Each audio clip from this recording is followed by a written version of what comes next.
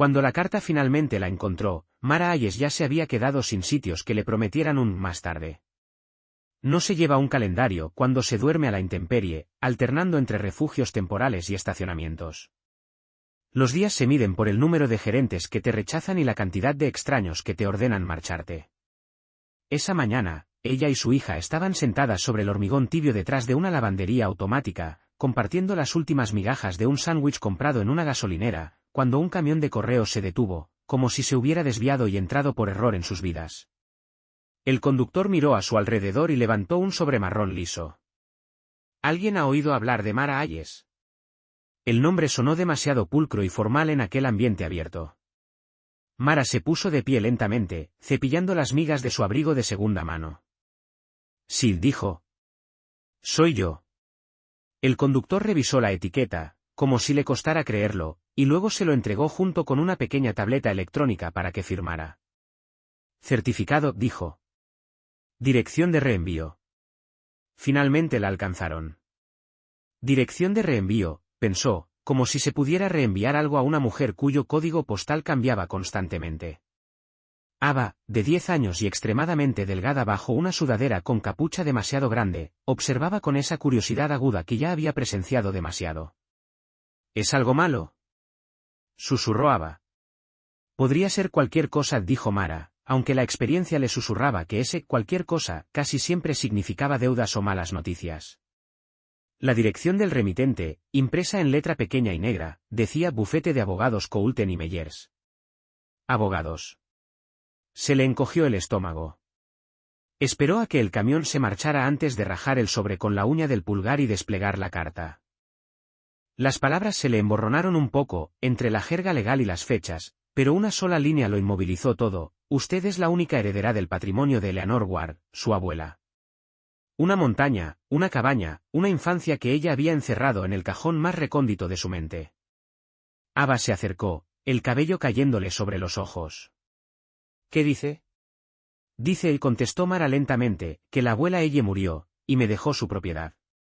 La palabra propiedad, *place, le supo extraña, más grande que una habitación, pero más pequeña que un verdadero hogar. Mara no había visto a su abuela en más de una década. Eleanor Ward había vivido en la ladera de una montaña, en una cabaña que olía a pino, a humedad y a humo de leña, insistiendo en que el mundo allí arriba era todo lo que necesitaba. La madre de Mara lo había llamado esa cresta sin salida y había arrastrado a su hija lejos a los 17 años, prometiéndole luces de ciudad y mejores oportunidades que nunca se materializaron. Ahora, esa cresta olvidada la estaba llamando de regreso. La carta indicaba que los impuestos estaban al día, la propiedad libre de deudas, y la llave, pegada al reverso de la hoja. Mara dio la vuelta a la página y sintió el metal bajo sus dedos, frío, real, un peso que transformaba las temblorosas palabras escritas en papel en algo tangible, en lo que realmente podían entrar. ¿Podemos ir allí?, preguntó Ava. Intentó sonar despreocupada, pero la pregunta temblaba en los bordes. Mara miró la llave, luego las dos muñecas delgadas de su hija, y el petate que contenía toda su vida. Si el autobús sigue pasando por ahí, dijo ella. Sí, podemos intentarlo. El viaje en autobús consumió casi todo lo que les quedaba. Un billete hasta el pueblo más cercano, un segundo billete para Ava con la tarifa infantil reducida, y 2 vasos de papel de café aguado de una máquina expendedora que todavía exigía el cambio exacto. A medida que la ciudad se diluía en campos y los campos se elevaban hasta convertirse en colinas, Mara sintió que su pecho se oprimía con cada milla recorrida. La última vez que había abandonado aquellas montañas, había jurado no volver jamás, convencida de que la distancia borraría el sabor de la decepción. Ahora la distancia se plegaba sobre sí misma, trayéndola directamente al punto donde había comenzado toda su huida. Ava apretó la frente contra la ventanilla del autobús, observando cómo los árboles se desdibujaban en manchas de color verde oscuro. ¿Viviste allí mucho tiempo?, preguntó. Lo suficiente para conocer cada crujido en las tablas del suelo, dijo Mara. Recordaba las tormentas de verano que teñían el cielo de púrpura, a su abuela tarareando sin melodía mientras revolvía algo en la estufa, la forma en que el viento cantaba al colarse por los aleros durante la noche. También recordaba las discusiones en voces bajas y urgentes entre su madre y Eleanor. Las palabras desperdicio, terca, arruinando tu vida, chocando contra la frase esta tierra es todo lo que tenemos. Luego, un día, el coche fue cargado y la montaña se encogió en el espejo retrovisor. El autobús las dejó en una estación de aspecto agotado en un pueblo del valle que no había perdonado a las fábricas por irse. La calle principal exhibía su historia como pintura descascarada. Caminaron junto a escaparates cerrados y un restaurante que todavía olía a grasa de tocino y esperanza marchita, y luego siguieron la acera agrietada hasta el bufete de abogados que figuraba en la carta. Dentro, el aire acondicionado zumbaba con ambición anticuada. Una recepcionista deslizó un portapapeles hacia ellas. Un hombre con un traje barato las condujo a una sala de conferencias que parecía demasiado formal para sus abrigos desgastados. Les explicó el proceso sucesorio, los patrimonios y la pequeñez de lo que la gente cree poseer. Al final, lo que importaba era simple, una cabaña en 3 acres de tierra escarpada a mitad de camino de Greyback Cree, un mosaico de árboles y roca, y un único techo hundido. No vale mucho en papel, dijo el abogado, barajando páginas. Pero está limpia. Sin cargas ni impuestos atrasados. Empujó una carpeta delgada hacia Mara. Firme aquí, y será oficialmente suya. El bolígrafo se sintió más pesado de lo que debería. Pensó en todas las veces que había firmado documentos que le quitaban opciones, formularios de despido, registros de entrada en refugios, vales de autobús. Esta era la primera vez que una firma parecía abrir algo. Escribió su nombre con cuidado. Afuera, Ava inclinó el rostro hacia la cresta que se alzaba detrás del pueblo. Greyback se elevaba en capas azul grisáceas, hombros apilados sobre hombros. Las nubes se aferraban a sus laderas superiores como pensamientos que no acababan de tomar forma. ¿Está ahí?, preguntó. ¿Arriba? Arriba, dijo Mara. Su voz salió más suave de lo que pretendía. El autobús que subía a mitad de la montaña ahora solo circulaba los fines de semana, durante la temporada turística. Era jueves a finales de otoño, temporada baja y fuera de horario. Así que caminaron. Las mochilas eran ligeras porque no tenían mucho que llevar, pero el camino ascendía implacablemente, cambiando casas por árboles, asfalto agrietado por grava, y ruido por viento amortiguado. Cuanto más se adentraban, más se desvanecía el presente. Mara reconoció cosas en las que no había pensado en años, un buzón oxidado inclinado en un ángulo obstinado, una curva en el camino donde la barandilla de seguridad se había rendido hacía décadas, una roca cubierta de musgo con forma de oso dormido. Con cada punto de referencia, la niña que había sido se acercaba un poco más a la mujer en la que se había convertido.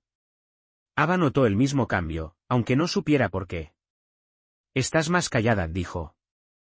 «La montaña hace eso», respondió Mara.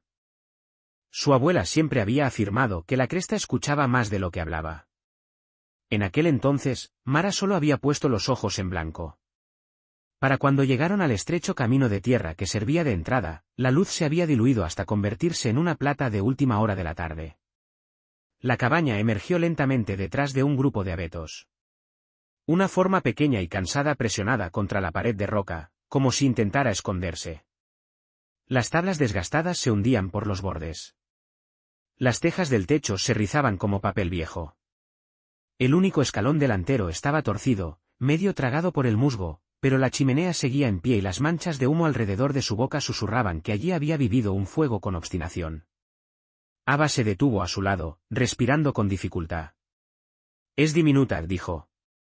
No lo dijo como un insulto. «Solía ser más grande», replicó Mara.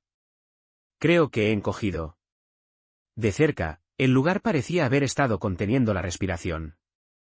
Las ventanas estaban veladas por la suciedad, algunas agrietadas, una parcheada con cartón y cinta adhesiva. No había señales de huellas recientes, solo las delicadas pisadas de animales que se tejían dentro y fuera de la maleza. La llave de la carta encajó en la cerradura. Después de unos cuantos meneos persuasivos, la puerta se abrió con un suave gemido, liberando un olor a polvo, cenizas frías y algo ligeramente floral. Tal vez lavanda, aferrándose obstinadamente al aire como un recuerdo que se negaba a ser desalojado. Por dentro, la cabaña era esencialmente una habitación grande dividida por intención más que por paredes. A la izquierda, un área de cocina, estufa de leña, encimeras astilladas, estantes forrados con frascos que una vez contuvieron el verano. A la derecha, una cama estrecha bajo una ventana, una mecedora, una mesa baja marcada por décadas de tazas. Entre ellas se encontraba un pequeño baúl de madera con esquinas de metal, del tipo que promete secretos incluso cuando está vacío. El polvo yacía espeso sobre todo, suavizando los bordes. Pero los cimientos del lugar eran sólidos. Ava pisó con cuidado, sus zapatillas dejando huellas nítidas. Ella vivió aquí sola, más tiempo de lo que nadie pensó que lo haría, dijo Mara. Dejaron caer sus bolsas junto a la puerta. El primer instinto de Mara fue empezar a limpiar. La supervivencia le había enseñado que reclamar un espacio significaba hacerlo habitable lo más rápido posible. Abrió las ventanas para dejar que el aire intercambiara sus historias con el exterior. Barrió excrementos de ratones y hojas rotas en un recogedor. Cada raspado de la escoba exponía más las tablas del suelo deformadas. Ava exploró con tranquila intensidad. Tocó el respaldo de la mecedora, deslizó los dedos a lo largo del estante de frascos, estudió una fotografía descolorida clavada junto a la cama, una Eleanor más joven sosteniendo a una pequeña Mara, ambas entrecerrando los ojos ante la luz del sol como si la desafiaran a pestañear primero. ¿Por qué nunca volvimos?, preguntó Ava de repente. Mara dudó. La verdadera respuesta era enredada: orgullo, ira, largos viajes en autobús, la amargura de su madre, su propia vida inestable. Seguíamos queriendo hacerlo, dijo. Pero la vida siempre se hacía más ruidosa en otro lugar. Ava aceptó la verdad parcial con un pequeño asentimiento. Deambuló hasta la pared del fondo donde una puerta estrecha conducía a lo que parecía ser un trastero. ¿Puedo mirar? Adelante, respondió Mara. Solo mira donde pisas. El trastero resultó ser más un armario que un espacio, apilado con cajas y abrigos viejos que olían a cedro y lluvia. Mara encontró una caja de productos enlatados en la cocina. Las etiquetas descoloridas pero sin caducar. Calculó mentalmente las comidas: sopa, frijoles, arroz, si el pequeño tanque de propano afuera todavía tenía algo que ofrecer. Por primera vez en meses, la pregunta no era dónde dormirían, sino qué tan cálidas estarían. El pensamiento le aflojó algo en el pecho. Se arrodilló junto a la estufa de leña, limpiando cenizas, sintiéndose casi normal en la repetición de movimientos que una vez había visto hacer a su abuela con los ojos medio cerrados. Hay cosas aquí atrás, llamó Ava. Como un montón de cosas. Hubo un crujido, el suave golpe de algo siendo arrastrado a un lado. Mara se cepilló el hollín de las manos y caminó hacia el sonido. Ava estaba en el estrecho trastero, con las mejillas manchadas de polvo y los ojos brillantes. Cajas de cartón se alzaban a su alrededor, algunas colapsadas, otras intactas, todas marcadas con la letra pequeña y precisa de Eleanor: ropa de invierno, herramientas, libros. No tirar. Pero la atención de la niña no estaba en las etiquetas. Estaba fija en una sección de la pared donde las tablas de madera no encajaban del todo. Suena raro, dijo Ava. Golpeó ligeramente con los nudillos. Un sonido hueco respondió. El resto de la pared sonaba sólido, obstinado. Esta parte sonaba como una respiración contenida. El corazón de Mara se aceleró. Su abuela nunca había mencionado un espacio oculto. Por otra parte, Eleanor nunca había sido generosa con la información, solo con las advertencias. La gente tomará lo que pueda, cariño. No les des tu mapa. Mara deslizó los dedos a lo largo de la costura irregular donde una tabla se superponía a otra. Allí, casi invisible, se extendía el contorno más débil de una pequeña puerta cortada en la pared y disfrazada con cuidadosa intención. La manija no era más que un clavo doblado, martillado a ras. Mara deslizó las uñas por debajo y tiró. Al principio, la madera se resistió, el pegamento y el tiempo confabulándose. Luego se movió con un suspiro reacio, revelando oscuridad. Ava contuvo el aliento. «Habitación secreta», susurró como si decirlo demasiado alto pudiera hacerla desaparecer. Detrás de la estrecha puerta había una cavidad tallada en la propia roca, más profunda de lo que Mara esperaba. Se habían encajado unos pocos estantes de madera. Sobre ellos yacían pilas ordenadas de cuadernos atados con cordel, viejas cajas de puros y una sola caja de caudales de metal del tamaño de 2 libros de bolsillo apilados. Todo estaba dispuesto con cuidadosa economía. Nada revuelto u olvidado. Esto no era desorden. Era intención. Eleanor Ward podría haber sido obstinada, pero nunca había sido descuidada. Mara alargó la mano y levantó la caja de caudales. Pesaba más de lo que parecía. Sus palmas se humedecieron contra el metal frío. La caja no tenía un candado obvio, solo un pestillo asegurado con cinta adhesiva amarillenta por los años. Ava observaba cada movimiento como si presenciara a alguien desactivar una bomba. ¿Crees que es dinero?, preguntó la niña. La pregunta contenía partes iguales de esperanza e incredulidad. El dinero vivía en las historias de otras personas, no solía vivir en las suyas. No lo sé, dijo Mara honestamente. Si lo es la pila de billetes más silenciosa de la historia. Peló la cinta quebradiza trozo a trozo, con el corazón latiéndole con fuerza. El pestillo se levantó con un suave clic que pareció anormalmente fuerte en la pequeña habitación. Por un momento, no la abrió. Los recuerdos se precipitaron, la forma en que su abuela solía detenerse a mitad de la frase cuando se acercaban ciertos temas, la forma en que agarraba su taza con más fuerza cada vez que surgía la palabra pueblo o compañía o tierra. Mara había pensado que era solo la vieja ira calcificándose. Ahora, con esta caja oculta en sus manos, se preguntó qué había estado cargando Eleanor exactamente. ¿Estás bien?, preguntó Ava en voz baja.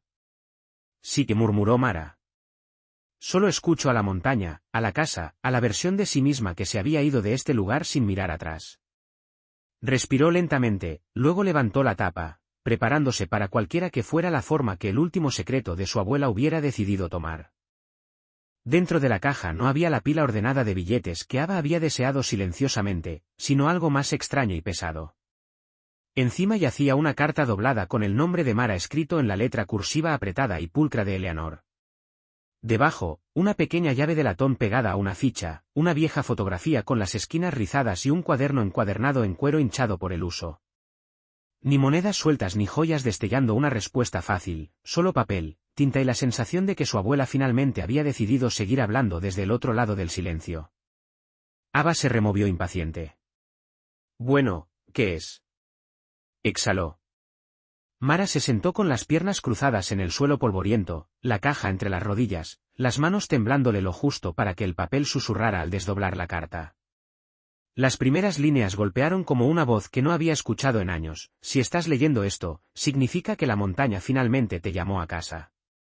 Niña terca. Eleanor escribió sobre años de escasez, sobre discutir con el pueblo y la compañía por el manantial que corría bajo su tierra. Sobre cómo algunas verdades eran demasiado grandes para gritarlas en público. Así que las escribí, decía la carta. Las mantuve a salvo hasta que estuvieras lista. La carta mencionaba la llave del banco, el cuaderno, y el resto de ello, que está oculto donde el suelo recuerda. Mara frunció el ceño ante esa línea. El cuaderno, cuando lo abrió, rebosaba de fechas, nombres, lecturas de aguas subterráneas, copias de cartas que había enviado a funcionarios que nunca respondieron. Ava perdió interés en la densa caligrafía y comenzó a golpear las tablas del suelo con el costado de su zapato, escuchando.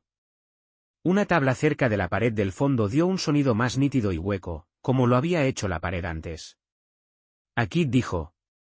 Es como si el suelo estuviera mintiendo. Pareció correcto que la hija lo escuchara primero. Mara deslizó la alfombra a un lado y presionó la palma de la mano contra la tabla. La madera se flexionó lo suficiente para revelar un estrecho hueco. Alguien, obviamente Eleanor, había cortado un rectángulo con cuidado y lo había vuelto a colocar. Con un gruñido y la cuña de sus dedos, Mara lo levantó. Debajo yacía una cavidad poco profunda revestida de hojalata. Dentro, envueltos en tela aceitada, había fajos de billetes ordenados, una libreta de ahorros gastada y otro sobre, más grueso y sellado con cinta. No eran riquezas inimaginables, pero sí más. Dinero del que había visto jamás en un solo lugar en años. Los ojos de Ava se abrieron enormemente. Somos ricas, susurró, casi temiendo pronunciar la palabra. Ricas, no, corrigió Mara, con la garganta anudada. Pero tampoco moriremos de hambre. Sus manos temblaron ligeramente mientras desdoblaba la libreta de ahorros. En la parte superior destacaba el nombre de una cooperativa de crédito local, Rieline Credit Union. El saldo registrado en la última línea de tinta superaba con creces todo lo que ella había conseguido ganar durante el año anterior a perder su empleo. Escondida en el interior, había otra tarjeta. En ella estaba escrito el número gemelo de la llave de bronce, caja 12C.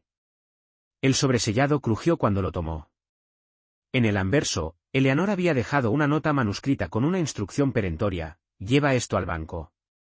No permitas que te confundan o te disuadan. Esta vez, nos llevaremos lo que nos corresponde. La noche cayó rápidamente, transformando el interior de la cabaña en un pozo de sombras tenuemente iluminado por el farol. Era imposible llegar al banco a esas horas, incluso si hubiera estado abierto tan tarde. La carretera se volvería demasiado peligrosa en la oscuridad. Así que se resignaron a esperar. Mara se esforzó por no fijar la mirada en el fajo de billetes, en la llave misteriosa y en la libreta que parecía vibrar con un silencioso reproche. Se obligó a concentrarse en tareas prácticas, ventilar las mantas, persuadir a la estufa de leña para que encendiera y calentar agua para los fideos instantáneos. Ava se movía con una ligereza que no había mostrado en meses, tarareando por lo bajo y tocando los objetos con una mezcla de curiosidad y un recién descubierto sentido de pertenencia. Ya huele a nosotras, dijo, arrullada por el sueño. Mara permaneció despierta mucho después de que la respiración de Ava se regularizara en el ritmo profundo del descanso verdadero. La cabaña crujía a su alrededor, la madera adaptándose al nuevo calor que aflojaba viejas uniones y al nuevo peso de la esperanza. Afuera, el viento empujaba bajo los aleros, probando su resistencia, para luego amainar suavemente. Pensó en su madre, que había abandonado este lugar como si fuera una trampa, en su abuela, que se había quedado como si fuera una promesa. Y pensó en sí misma, que había pasado 10 años fingiendo que la montaña era un mal sueño del que por fin había despertado. Ahora estaba allí, con su hija arropada bajo la vieja colcha de Eleanor, viéndose obligada a decidir a cuál de esas dos mujeres quería parecerse. La mañana llegó fría y tenue, pero despejada. La caminata por la cresta hasta el pueblo se sintió extraña con la llave del banco en el bolsillo de Mara, como si el propio camino estuviera observándolas. Ava parloteaba más de lo habitual, aunque no hablaba de dinero de forma directa, sino de cortinas nuevas, de colores de pintura y de cómo sería tener una habitación que siempre estuviera esperándote. Cuando empujaron la puerta de vidrio de la Rieline Credit Union, la campanilla que colgaba tintineó con un sonido demasiado alegre para el vestíbulo gris. Los ojos de la cajera se dirigieron automáticamente a la ropa desgastada que llevaban antes de posarse en el sobre y la llave que Mara sostenía en las manos. Creo que mi abuela tenía una caja aquí, dijo Mara, colocando suavemente la llave sobre el mostrador. Eleanor Ward. Al escuchar el nombre, algo cruzó el rostro de la cajera, reconocimiento mezclado con cautela. Desapareció en la trastienda y regresó con un hombre vestido con un traje que parecía a punto de jubilarse. ¿Señorita Hayes?, preguntó él. Soy el señor Carson. Yo conocí a su abuela. Su tono sugería que el asunto era complicado. Examinó la llave, el número y luego el sobre. Dentro, bajo una capa adicional de cinta adhesiva, había una nota notariada que autorizaba a mi nieta, Mara Hayes, a acceder a la caja 12C en caso de mi fallecimiento. El papeleo satisfacía las reglas que la sospecha no podía. Lo siguieron hasta una pequeña habitación forrada de puertas metálicas. Carlson abrió una de ellas, deslizó una caja estrecha y la depositó sobre la mesa. Tómese todo el tiempo que necesite, dijo, pero no se marchó del todo, como si una curiosidad incontenible lo mantuviera encadenado al umbral. Mara tragó saliva y levantó la tapa. Dentro había más papeles cuidadosamente doblados, escrituras originales, copias de análisis de agua, correspondencia sellada con el logotipo de la compañía minera, anidado en el fondo como algo olvidado, un fajo de bonos del gobierno y una vieja chequera de una cuenta cuya existencia Mara desconocía por completo. Los números desfilaban por los documentos en filas pulcras, casi irreales. Por un momento, Mara fue incapaz de articular palabra alguna. Ava se estiró, sus pequeños dedos rozando una hoja que llevaba un grueso sello dorado. ¿Qué es? El encabezado decía, Acuerdo de conciliación. War contra Greyback Mineral Resources, borrador no ejecutado. Debajo, la letra familiar de Eleanor anotaba los márgenes con furiosos garabatos circulares. Creen que soy estúpida. No firmaré hasta que sea justo. Están tratando de comprar mi silencio por unas monedas. Adjunta había una carta final de la compañía que retiraba la oferta después de su rechazo. Eleanor no había perdido. Simplemente nunca le habían pagado porque se había negado rotundamente a doblegarse. La libreta que Mara había dejado en la cabaña de repente se sintió mucho más pesada, cargada de historia y de valor. Carlson carraspeó suavemente. Su abuela era una persona muy persistente. Creía firmemente que la compañía le debía dinero por el uso del manantial bajo su terreno. Algunas personas pensaban que estaba persiguiendo fantasmas. Señaló los bonos. Pero sí ahorró lo que tenía. Esos han madurado bastante bien. Está mirando una cantidad más que suficiente. Suficiente. Suficiente para reparar la cabaña, saldar cada deuda pendiente, y aún así, mantenerse en terreno firme. Suficiente para evitar que Ava volviera a dormir jamás en la parte trasera de un coche. La lengua de Mara se le pegó al paladar.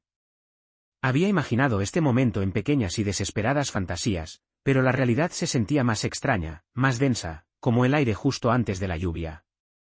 Firmaron formularios hasta que la mano le dolió. Carlson pronunciaba cifras y porcentajes que flotaban a su alrededor como pájaros que no podía atrapar del todo. Se ofreció a ponerla en contacto con un asesor financiero para que no se aprovechen de usted. La ironía de esa frase, dada la historia que la ciudad compartía con su abuela, resultó casi cómica. Casi. Mientras salían a la acera, Ava se aferró a su mano. Entonces, ¿estamos bien ahora? Mara observó la calle tranquila, la cresta que se alzaba detrás y el banco donde la obstinación de su abuela había permanecido oculta en un cajón de metal durante años. Estamos más seguras, respondió ella. Eso ya es un comienzo. Pero el secreto de Eleanor no era solo dinero. De vuelta en la cabaña, Mara extendió sobre la mesa el contenido de la caja y de la libreta.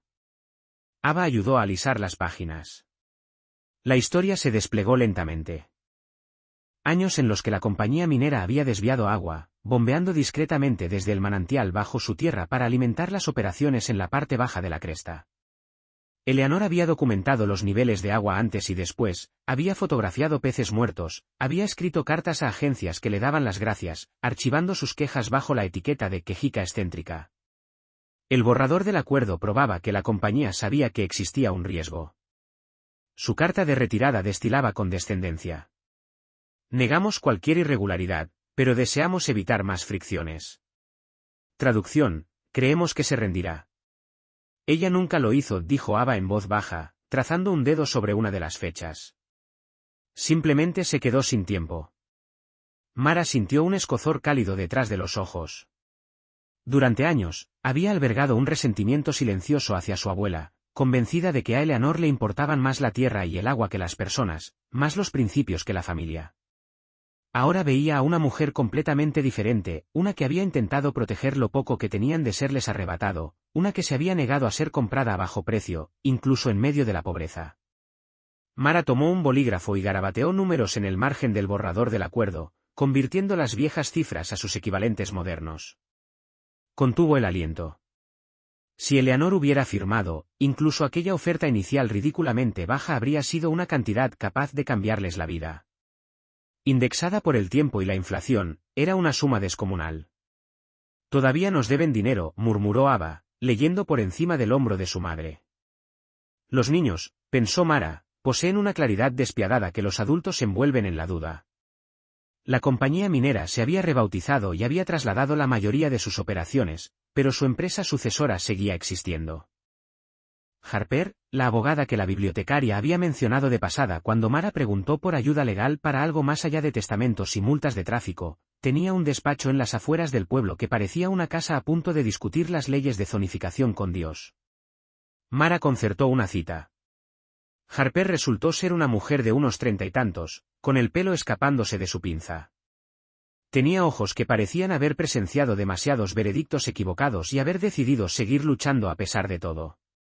Escuchó atentamente mientras Mara desplegaba la libreta, el borrador del acuerdo, los análisis de agua y los documentos bancarios. Leyó en silencio durante un largo rato, con los labios apretados, tecleando con el dedo una sola vez al llegar a una carta donde la compañía describía a Eleanor como combativa e impulsada por sus emociones. Finalmente, levantó la mirada. Usted tiene más pruebas que la mayoría de la gente que entra por esta puerta, dijo. Tiene un rastro documental impecable y prueba de intención. Ellos sabían. Hicieron una oferta mínima. Ella se negó. ¿Importa eso ahora? Preguntó Mara. Ella se ha ido. Pero el manantial sigue aquí. Harper se recostó. Los plazos de prescripción aplican a algunas cosas, sí. ¿A otras? Puede que no. Especialmente si continúan beneficiándose de esa fuente de agua o si nunca subsanaron el daño. Incluso si no podemos demandar por el pasado, podríamos forzar un nuevo acuerdo, pagos retroactivos, tarifas justas, protecciones. Y lo odiarán, porque abrirá interrogantes sobre cuántos otros propietarios de tierras combativos infravaloraron. Miró a Ava. Será una pelea. La abuela ya la empezó, dijo Ava. Nosotras solo vamos a terminarla. De la boca de las profetas de 10 años, pensó Mara.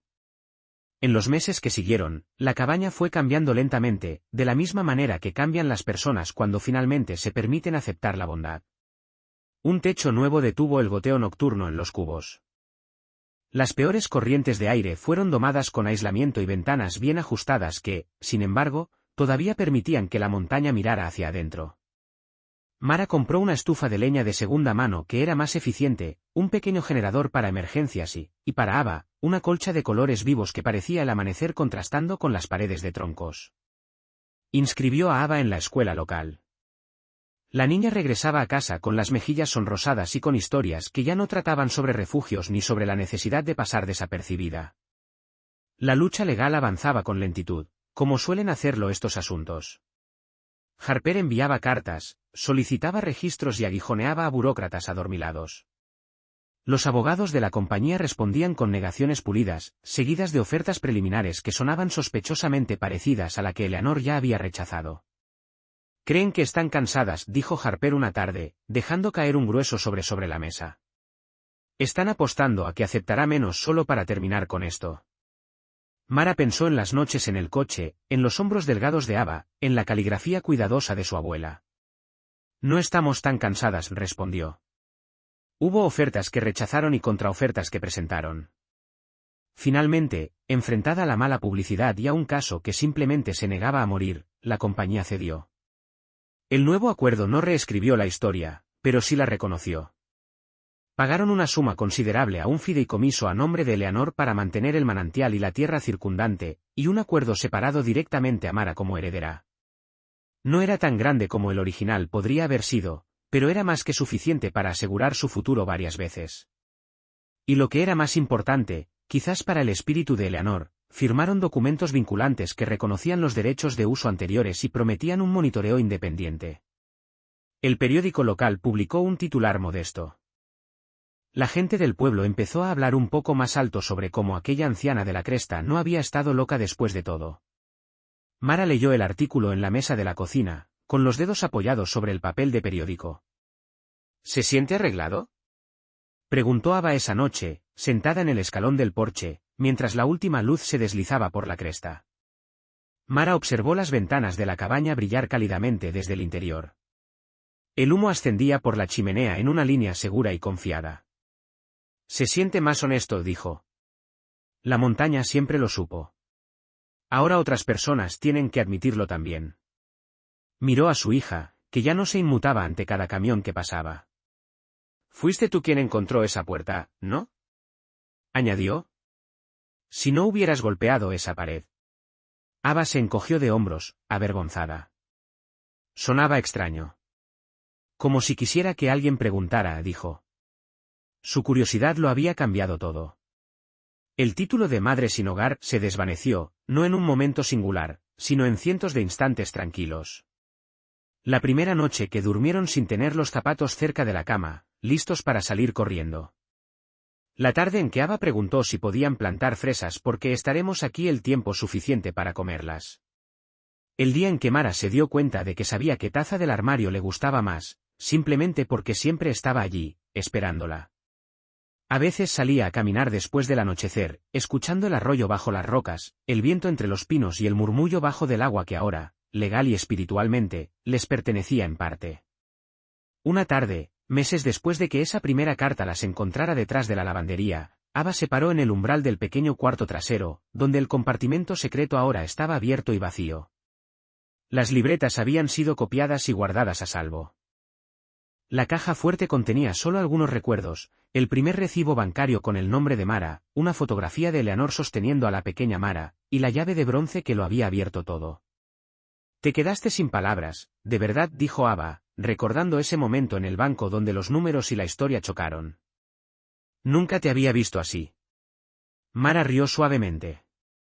Algunas cosas son demasiado grandes para las palabras, dijo. Se puso junto a su hija, posando un brazo alrededor de sus hombros. Juntas, miraron el hueco limpio en la pared. Ya no era un escondite, sino una especie de santuario. ¿Qué vas a guardar ahí ahora?, preguntó Ava. Mara lo consideró. Tal vez nada, dijo. Quizás dejemos que permanezca vacío por un tiempo para recordarnos lo que contuvo. O tal vez, pensó, un día metería su propia carta dentro. Algo que Ava pudiera encontrar si la vida volviera a torcerse.